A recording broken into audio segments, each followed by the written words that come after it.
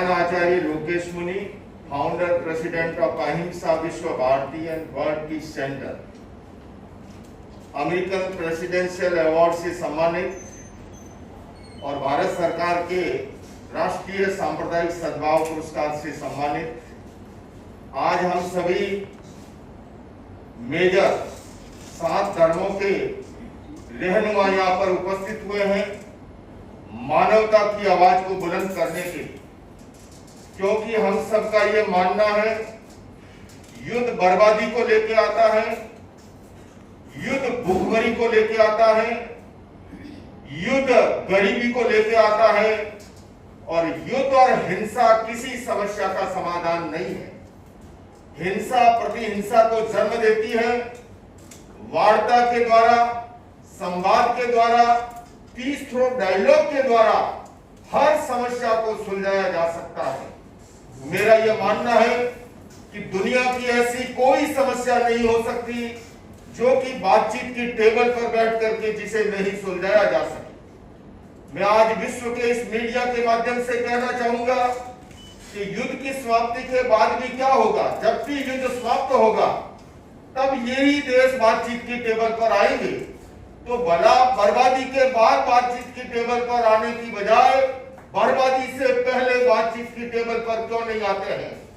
आज हम सर्वसम्मति से, ये सर्वधर्म के संत यहाँ से, उनके प्रतिनिधि, हम अमेरिका की राष्ट्रपति से, इजराइल के प्रधानमंत्री से, ईरान के मुखिया से और भारत के राष्ट्रपति माननीय नरेंद्र मोदी जी से भी कहेंगे कि आज विश्व उनकी आवाज को सुनता है, वो इसके लिए आगे आए, क्योंकि जैसा कि उन्होंने अनेक बार कहा है यूक्रेन और रशिया के युद्ध के संदर्भ में भी, और मैं जैन धर्म जो कि अहिंसा और शांति प्रिय धर्म कहलाता है, ऐसे के अंदर एक शांति दूत होने के नाते मैं अपील करना चाहता हूं विश्व की तमाम सरकारों को कि वो मानवता की रक्षा के लिए, आज हम देख रहे हैं मासूम बच्चे मारे जा रहे हैं, महिलाएं आज समय में विधवा हो रही है, पूरे विश्व की इकोनॉमी प्रभावित हो रही है और युद्ध किसी समस्या का समाधान नहीं है।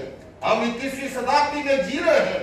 इस शताब्दी के अंदर मुझे तो आश्चर्य होता है कि ये इतने बड़े बड़े राष्ट्राध्यक्ष और प्रधानमंत्री किस तरह से प्रतिदिन जो है करोड़ों करोड़ों डॉलर का जिस तरह से बर्बादी की ओर ले जा रहे हैं, आखिर उसका असर क्या होगा। वो आप और हमारी जेब पर असर होगा, वो जनता पे असर होगा।